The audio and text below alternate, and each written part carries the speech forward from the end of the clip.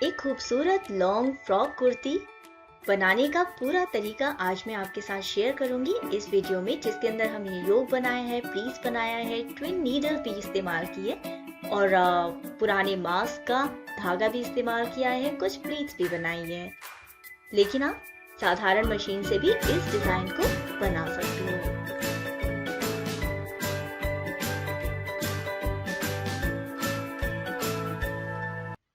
कपड़े के सीधी तरफ कुछ लाइनें बना लीजिए। ये लाइनें हैं तकरीबन 1.5 इंच चौड़ी और इनकी लंबाई रहेगी चेस्ट लाइन तक। इस कपड़े के ऊपर पैच बना हुआ है, तो मैं पैच के हिसाब से, उसके डिजाइन के हिसाब से लाइनें बना रही हूँ, तकरीबन 12 लाइनें। लेकिन आपका यदि प्लेन कपड़ा भी है तो आप ज्यादा लाइनें भी बना सकते हैं। और इन लाइनों को फिर आपको एक के ऊपर एक रख करके मोड़ना है। जैसे कि बीच वाली लाइनें हैं, ये इन्वर्टेड बॉक्स प्लीट के जैसे बन जाएगी। आप साइड की प्लीट को, साइड की लाइन को दूसरी लाइन पर रखेंगे अंदर की तरफ मोड़ते हुए, तो इस तरीके से आ जाएगा। फिर दूसरी जो साइड की लाइन है उसको भी अंदर की तरफ मोड़ेंगे, तो देखिए ये यदि पीछे की तरफ से देखेंगे ना आप, तो ये बॉक्स प्लीट लगेगा, जिसको इन्वर्टेड बॉक्स प्लीट भी कहते हैं।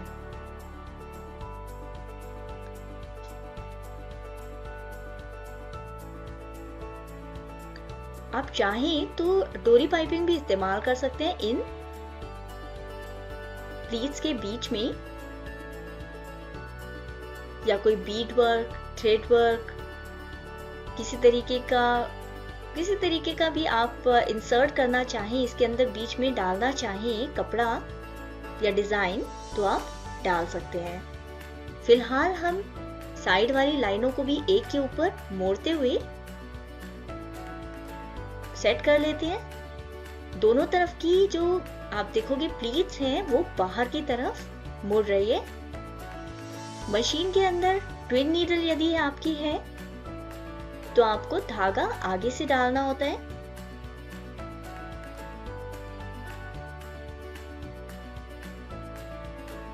मैं थ्रेडर इस्तेमाल कर रही हूँ, जो कि पीछे की तरफ से आगे इंसर्ट होगा, आगे की तरफ डाला जाएगा, उसमें धागा पिरोएंगे और फिर ये आपके 3 धागे सेट हो जाएंगे मशीन के अंदर। मशीन सेट करने के लिए स्ट्रेट स्टिच यानी सीधी सिलाई पर मशीन को रखा है। सिलाई की लंबाई और चौड़ाई मैक्सिमम पर रखी है। सिलाई की जो टेंशन है, थ्रेड टेंशन है, वो हमने 3 पर रखी है।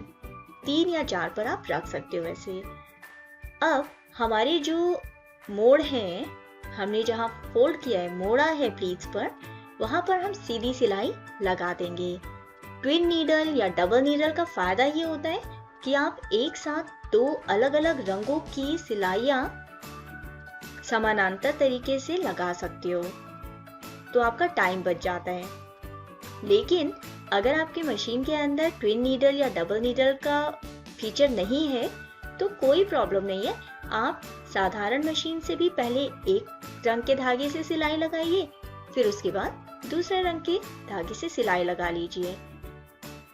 अब नीचे तक सिलाई आने के बाद अब आपको नीचे से ही मोड़ते हुए दूसरी प्लीट के ऊपर भी सिलाई लगानी है,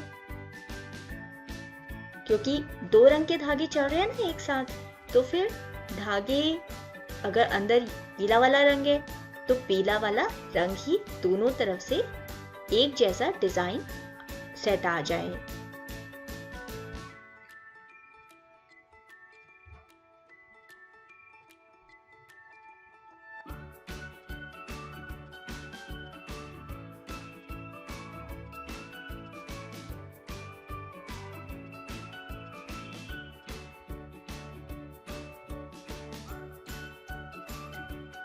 साइड की सिलाई के अंदर भी आपको ये ध्यान रखना है कि प्लीट के ऊपर ट्विन नीडल आप चलाएंगे किनारे किनारे, और जब नीचे तक आएंगे तो आप थोड़ा सा रिवर्स स्टिच कर सकते हैं, बैक स्टिच भी कहते हैं इसे। इससे सिलाई पक्की हो जाएगी। ट्विन नीडल थोड़ी सुई जो डबल नीडल है ये थोड़ी सी ना हल्की होती है, कमजोर होती है आपकी साधारण सुई के मुकाबले, तो आपको थोड़ा ध्यान रखना पड़ता है और बहुत मोटे कपड़े पर आपको नहीं चलाना होता है इसको, या पहली बार चला रहे हैं तो थोड़ा सावधानी पूर्वक ध्यान से चलाइएगा। दूसरी तरफ की जब आप प्लीट्स पर सिलाई करेंगे तो नीचे से ऊपर की तरफ आप सिलाई करेंगे। कारण यही है कि आपकी जो धागा है, क्योंकि एक सुई में पीला धागा डाला है, एक सुई में मैंने काला धागा डाला है, तो दोनों धागे डिजाइन आपका जैसा भी चल रहा है उसी के हिसाब से आप ध्यान रखना। ये टिप जरूरी इसलिए है क्योंकि अक्सर जब हम शुरुआत में बिगिनर होते हैं तो हम टाइम बचाने के चक्कर में छोटी छोटी चीजों को नजरअंदाज कर देते हैं या भूल जाते हैं या हमें पता नहीं होता और हमारा डिजाइन का लुक खराब आ जाता है। तो नीचे से ऊपर की तरफ हम दूसरी तरफ की सिलाई लेंगे। ये तो हो गया बेसिक सिलाई का तरीका, और ये तो आप किसी भी मशीन से डिजाइन बना सकते हो। अब हम इसके अंदर थोड़ी सी डिजाइनिंग जिगजैग की करेंगे, टेंशन डायल 3 या 4 पर, और डिजाइन हमने जिगजैग पे ले लिया। बाकी सेम है, सिलाई की लंबाई चौड़ाई मैक्सिमम पर, और जिगजैग ट्विन नीडल से जिगजैग कर सकते हैं। अच्छा, लेकिन जब आप मोड़ेंगे तो ध्यान रखिएगा कि सुइयां ऊपर की तरफ हो, क्योंकि सुइयां यदि अंदर होगी तो टूटने के चांस बहुत ज्यादा हो जाते हैं, टूट सकती है सुई आपकी।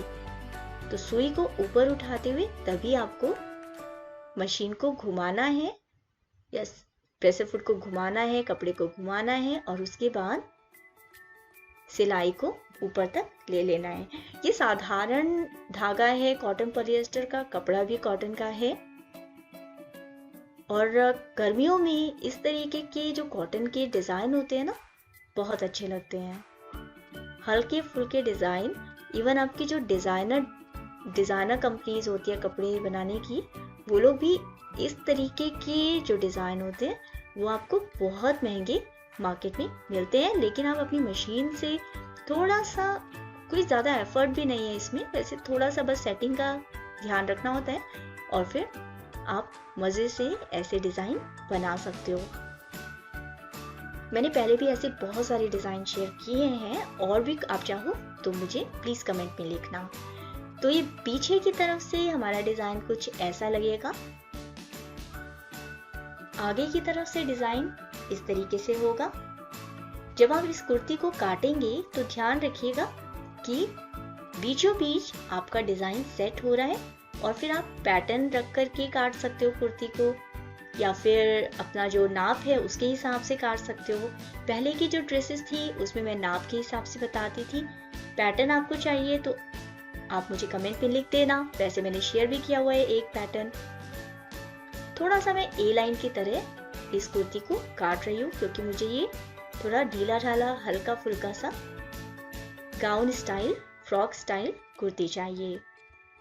तो ये रेडीमेड वाला लुक आ जाता है इस तरीके की कुर्ती में, और ये हल्का सा ना डिजाइनर भी हो गया है, साइड में प्लीट्स हो गई है, पिंटेक्स का लुक भी दे रहा है, और प्लीट्स भी आ गई है, फ्लेयरी भी है थोड़ा सा, तो ओरिजिनल डिजाइन से थोड़ा अच्छा बन गया है। अब हम जो पिछला है हिस्सा कुर्ती का, उसको भी कपड़े को मोड़ते हुए, पैटर्न को रखते हुए या नाप के हिसाब से इसको भी हल्का सा ए लाइन काट लेंगे। बाजू भी डिजाइनर बनाएंगे, अब डिजाइनर कुर्ती बना रहे हैं तो कोहनी तक बाजू हमारी 14.5 इंच का नाप ले लिया है, पैटर्न से ही 2 बाजू काट ली है। इसके अंदर जो ख्याल करने वाली बात है वो ये है कि जो किनारे वाला हिस्सा होता है वहां से 2 इंच हम नाप लेंगे। देखिए ये किनारे वाला हिस्सा है, मुझे किनारे की सिलाई का डिजाइन बहुत अच्छा लगता है क्योंकि इससे हमारे पास क्रिएटिविटी का एक और चांस हो जाता है। ये जो धागे निकलते हैं ये बाद में निकलते नहीं रहते, मतलब हल्का सा इस तरीके से डिजाइनर लुक देते हैं। तो आप इन धागों को जो सीधा कर लीजिए। मशीन हमारी जिगजैग पर ही सेट है और धागे 3 हैं, यानी ट्विन नीडल यूज कर रहे हैं हम। और इस जो सेल्वेज वाली किनारे वाली साइड है इसको हम बाजू की सीधी तरफ मोड़ते हुए डबल नीडल से सीधी सिलाई लगाएंगे किनारे पर, फिर जिगजैग स्टिच लगाएंगे और दूसरे किनारे पर भी इसी तरीके से करेंगे कि पहले सीधी सिलाई लगाएंगे फिर जिगजैग सिलाई लगाएंगे और बीचों बीच की जो जगह है उस पर सीधी सिलाई लगा लेंगे। तो सीधा सिंपल सा डिजाइन है लेकिन ये लुक बहुत अच्छा देता है। और इस तरीके से बढ़िया बात यह है कि इस तरीके से आप पोंचों के डिजाइन बना सकते हो। अपनी किसी भी ड्रेस के नीचे जो बॉर्डर होता है आपको बना सकते हो, ब्लाउज के डिजाइन बना सकते हो प्लेन ब्लाउज के ऊपर। दूसरी बाजू को भी हम इसी तरीके से तैयार कर लेते हैं। दोनों बाजुओं पर एक ही तरीके से डिजाइन आए, इस बात का ध्यान रखना। तो दोनों बाजू तैयार हो गई। अब हम मशीन को थोड़ा सा सेट करेंगे। देखिए इसमें मैंने जो चेंज किया है वो है स्टिच की जो लेंथ है, लंबाई है सिलाई की, वो 2 पर आ गई है, बाकी सेम है।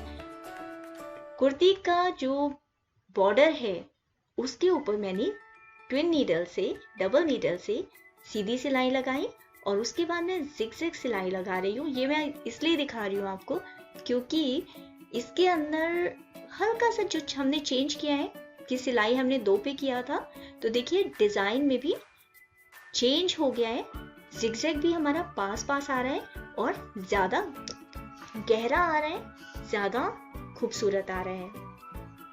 लेकिन यदि आप डबल नीडल से पीछे की कुर्ती के पीछे वाला जो है में बॉर्डर है उसको सिलाई लगाना चाहते हो तो आपको सिलाई कपड़े की अगली तरफ से लगानी पड़ेगी। मोड़ा हमने पीछे ही है लेकिन सिलाई अगली तरफ से लगाएंगे, तभी आपके दोनों धागे दिख पाएंगे। देखिए अब हम गले की भी सिलाई लगा लेते हैं। एक छोटी सी पट्टी गले पर रखते हुए, कुर्ती के सीधी तरफ रखते हुए, फिर अब हमने सीधी सिंगल जो आपकी सुई होती है, मतलब एक सुई जो होती है उसका इस्तेमाल किया है। 16 नंबर की सुई है। ये छोटा सा कट हमने जो लगाया था ये 1 या 1.5 इंच का आप कट लगा सकते हो क्योंकि गले की लंबाई मैंने तकरीबन 6.5 रखी है। तो छोटा सा कट लगा के इसको कट कर लेंगे और फिर इसको पलट लेंगे। पलट लगा करके इसको मैं जिगजैग से सिलाई लगा रही हूँ, सीधी सिलाई भी लगा सकते हैं। और जिगजैग के बाद फिर किनारे किनारे हम एक सीधी सिलाई लगा लेंगे इस गले के डिजाइन को गोलाई देने के लिए। आगे भी मैं आपको काफी सारी ऐसी टिप्स बताती रहूंगी। तो अब देखिए कितना छोटे से एफर्ट में कितना अच्छे से गला बन गया। पीछे का जो कुर्ती है इसके अंदर हमने एक योक ऐड कर दिया है। योक आपने शर्ट्स में तो देखे होंगे जेंट्स के। लेडीज कुर्ती में भी लगाने का फायदा ये है, एक तो आपका स्ट्रैप नहीं दिखता, कपड़े की मजबूती हो जाती है कंधे की तरफ से और दिखने में भी बहुत खूबसूरत डिजाइनर लुक दे देता है। ये देखिए सिंपल सिलाई लगा के आप इसको तैयार कर लीजिए और फिर कंधों को जोड़ लीजिए। कंधे जोड़ने के बाद बाजू लगा लीजिए। गहरी तरफ से बाजू आगे और जैसे रेगुलर तरीके से। ये तरीका मुझे ज्यादा आसान लगता है क्योंकि अल्टर करना आसान होता है। फिर आप साइड की सिलाइयां लगा के कुर्ती को दोनों तरफ से बंद कर लीजिए।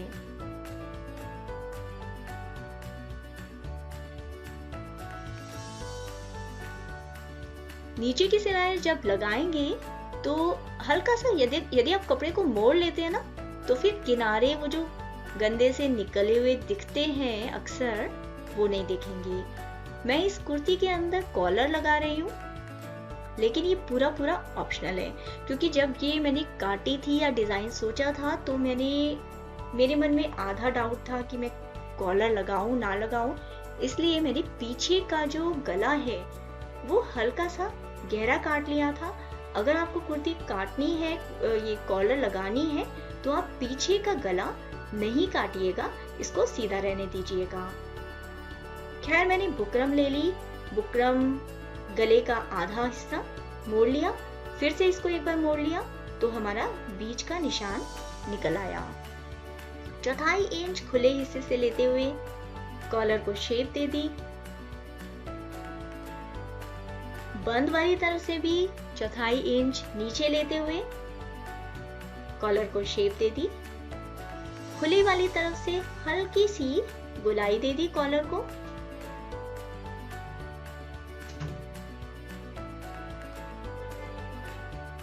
देखिए मैं अपना तरीका बता रही हूँ कि मैंने इस कुर्ती को कैसे बनाया, लेकिन ये सिर्फ एक तरीका है। आप चाहो तो कितने चेंजेस कर सकते हो। जैसे आप चाहो कि गोलाई नहीं देनी है आपको, तो आप सीधी फ्लैट कॉलर भी बना सकते हो।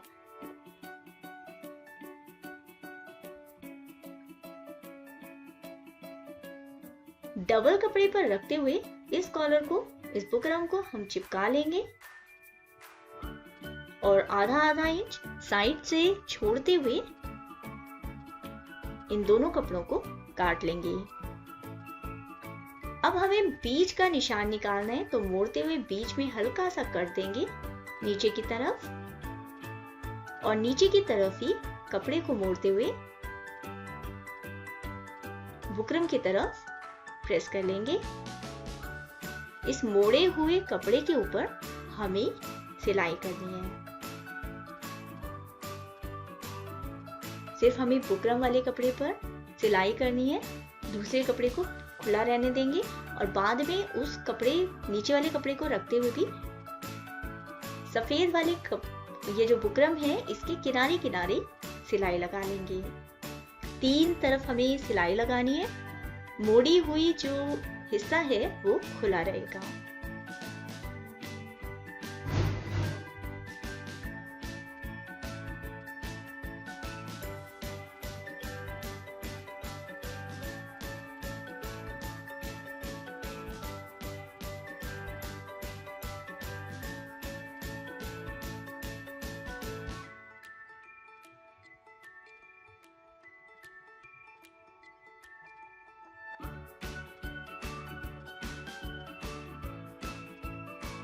गोलाई वाली तरफ हल्का सा कट दे देंगे ताकि हमारी कॉलर आराम से मुड़ सके।